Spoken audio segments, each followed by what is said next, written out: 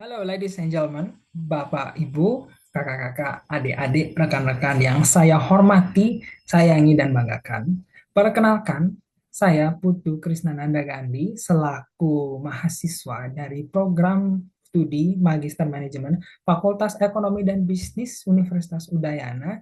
Dan dalam video ini saya ingin berbagi sedikit ilmu dengan rekan-rekan mengenai apa sih hubungan antara strategi organisasi dengan fungsi-fungsi manajemen sumber daya manusia. Nah, jadi izinkan saya untuk mengawali penjelasan ini dengan contoh ya. Jadi pada tahun 80-an PepsiCo, yaitu perusahaan yang terkenal dengan produknya yaitu Pepsi sebagai produk soft drink yang banyak disenangi oleh berbagai kalangan termasuk saya sendiri. Di tahun 80-an mereka pernah mengakuisisi eh, perusahaan-perusahaan di bidang fast food restoran, yaitu contohnya adalah Kentucky Fried Chicken atau disingkat KFC, Pizza Hut, dan juga Taco Bell, teman-teman. Namun di tahun 98, mereka memutuskan untuk berhenti merambah dunia fast food restoran yang dibuktikan di bahwa hari ini seperti yang kita ketahui PepsiCo itu masih berkiprah di dunia soft drink ya teman-teman, dan um, KFC, Taco Bell, Pizza Hut masih menjalankan bisnis mereka dengan nama mereka sendiri. Nah, di sini apa yang terjadi teman-teman? Mengapa PepsiCo gagal untuk berbisnis di bidang fast food restoran? Ternyata usut punya usut. Alasannya itu dikarenakan oleh Pepsi saat itu tidak mengetahui bagaimana sebenarnya sumber daya manusia itu yang tepat untuk dimanfaatkan dalam menjalankan bisnis fast food restoran. Nah, jadi teman-teman, secara umum perusahaan itu bisa melakukan upaya untuk mencapai keunggulan kompetitif dengan tiga cara, teman-teman. Yang pertama adalah dari segi marketnya atau pasarnya. Apakah perusahaan akan menyasar pasar dengan pasar dari orang-orang berpenghasilan tinggi, menengah, atau rendah, yaitu mungkin dari kalangan umur, apakah yang ditarget anak sekolah dasar atau pekerja kantoran misalnya. Kemudian yang kedua adalah mengenai jenis produk itu sendiri. Apakah produk itu yang ingin ajak berkompetisi dengan kompetitor tuh dari segi harganya, apakah produk itu semurah-murahnya harganya yang akan ditawarkan, atau mungkin produk tersebut dari segi kualitasnya yang sebagus-bagusnya sehingga berapapun harganya akan dibeli oleh pelanggan dan sebagainya.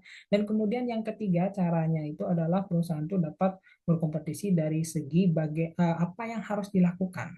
Jadi apakah dari segi sumber dayanya itu dari yang mudah diperoleh misalnya sehingga dapat diperoleh sebanyak-banyaknya, atau mungkin sumber dayanya itu yang harganya mahal sekalipun tapi yang penting kualitas yang bagus. Nah, di sini kegagalan PepsiCo dalam merambah bisnis fast food chain itu atau fast food restoran itu, saya lihat terjadi kegagalan itu, dapat kita lihat kegagalan itu sepertinya dari segi bagaimananya, teman-teman. Jadi PepsiCo itu selama ini perusahaan mereka itu telah terbiasa mempekerjakan tenaga kerja dengan tingkat kompetensi dan keterampilan yang tinggi, teman-teman, sehingga biaya untuk mengelolanya dan memberikan balas jasanya itu juga juga tentunya akan tinggi juga. Berbeda dengan jenis sumber daya manusia yang seharusnya lebih tepat dimanfaatkan untuk menjalankan bisnis fast food chain, yaitu seperti pelayannya, seperti cook atau tukang masaknya, kasirnya. Itu sebenarnya SDM yang diperlukan untuk menjalankan fast food chain itu atau fast food restoran itu sebenarnya kualifikasinya tidak harus terlalu tinggi sehingga biayanya pun juga tidak terlalu tinggi. Nah, inilah yang ternyata menimbulkan kegagalan bagi PepsiCo untuk menambah bisnis fast food restoran, yaitu dapat kita pastikan pasti dari segi biaya ya. Jadi mereka itu ingin menambah pelanggan mereka itu tidak hanya untuk membeli produk-produk soft drink mereka, tetapi juga untuk membeli produk mereka yang lain seperti produk yang disediakan oleh fast food restoran, yaitu tentunya fast food and drinks tentunya. Uh, Ternyata itulah yang kendala yang mereka alami. Biayanya terlalu tinggi ya teman-teman, sehingga mereka memutuskan untuk menyerah di tahun 98. Nah, jadi kegagalan yang dialami oleh Pepsi ini dapat menjadi bukti bahwa terdapat hubungan yang penting, teman-teman, antara strategi organisasi dengan fungsi-fungsi yang dimiliki oleh MSDM. Nah, jadi teman-teman, dalam hubungan ini antara strategi organisasi, dan dalam hal ini yang saya ingin bahas adalah mengenai proses perencanaan strategi yang akan diterapkan oleh organisasi dalam rangka mencapai dalam rangka mencapai keunggulan kompetitifnya dengan fungsi-fungsi dari sumber daya manusia ini. Ternyata ada 4 jenis hubungan, teman-teman. Yang pertama adalah hubungan administratif. Hubungan ini adalah hubungan yang paling jauh antara uh, proses perancangan strategi perusahaan dengan fungsi-fungsi MSDM, teman-teman. Jadi dalam hubungan administratif ini, proses perancangan strategi perusahaan dan proses pengelolaan SDM atau proses MSDM ini saling pisah. Jadi perusahaan itu akan menyusun strateginya oleh orang-orang yang itu saja tersendiri, mereka bekerja, dan kemudian orang-orang yang mengurusi MSDM itu juga mengurusi bagian MSDM saja. Dan inilah yang saya analisis sebagai bentuk hubungan antara perencanaan strategi perusahaan dengan proses pengelolaan SDM atau proses MSDM yang sedang dialami PepsiCo waktu itu, sehingga dapat menimbulkan kegagalan. Jadi strategi itu tinggal begitu saja diterapkan oleh perusahaan tanpa memikirkan bentuk pengelolaan, bentuk pemanfaatan SDM yang tepat itu seperti apa, yang ternyata salah ya teman-teman. Bukan seharusnya pekerja restoran itu harus tinggi sekali kualifikasi dan balas jasanya, tetapi ternyata yang rendah saja ternyata sudah tepat untuk dimanfaatkan seperti itu. Kemudian hubungan yang kedua adalah hubungan satu arah. Nah, di sini sudah mulai tercipta hubungan, sudah semakin dekat hubungan antara hubungan antara para penyusun strategi perusahaan dengan orang yang mengelola SDM, orang-orang MSDM. Jadi hubungan satu arah ini adalah hubungan yang terbentuk satu arah dari para perancang strategi dengan para pengelola SDM atau orang-orang MSDM. Jadi orang-orang di bagian perancang strategi tersebut tinggal menyampaikan saja, mereka hanya menyampaikan, oh ini loh strategi yang akan kita terapkan, tapi ya tinggal disampaikan saja kepada orang-orang MSDM, tanpa orang MSDM tersebut dapat menanggapi, mengomentari, segala macam itu tidak ada. Nah, kemudian ada hubungan dua arah. Nah, hubungan dua arah ini tentunya sudah dapat teman-teman tebak. Ada satu lagi tanda panah, yaitu hubungan dari bagian MSDM ke bagian perancang strategi. Tetapi hubungan ini masih bersifat kaku ya. Jadi hanya hubungan ini harus diawali dari orang-orang strategi mengkomunikasikan kepada orang MSDM. Strategi kita seperti ini. Nah, kemudian setelah itu orang-orang MSDM akan menanggapi, oh menurut kami strategi ini kurang ada atau salah, bahkan perlu ditambah ini, dan itu akan, dan masukan dari orang-orang MSDM ini akan ditampung oleh orang-orang strategi, tetapi kita juga tidak tahu apakah akan dipandang berharga atau tidak, karena sekedar ditampung saja, sekedar dipertimbangkan saran dari orang-orang MSDM. Kemudian bentuk yang terakhir, hubungan yang terakhir adalah hubungan integratif, yaitu telah terjadi hubungan yang sangat dinamis dan kondusif dan harmonis antara orang-orang perancang strategi dan orang-orang MSDM.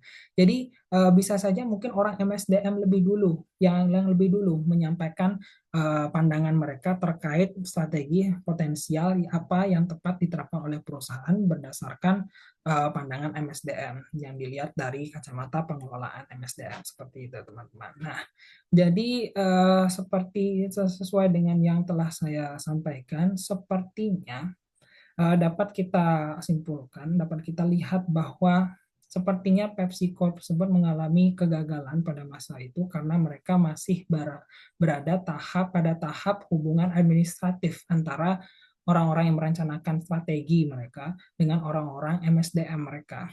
masih saling pisah, tidak saling menginformasikan satu sama lain, sehingga perusahaan itu terkesan seperti asal menentukan saja, menetapkan saja apa strategi yang akan mereka laksanakan tanpa memperhatikan bentuk pengelolaan atau pemanfaatan sumber daya manusia yang tepat untuk strategi yang baru tersebut, teman-teman. Jadi dari sini kita sudah melihat ya bahwa ada tingkatan ternyata dalam ada tingkatan dalam hubungan antara strategi organisasi dengan fungsi-fungsi MSDM.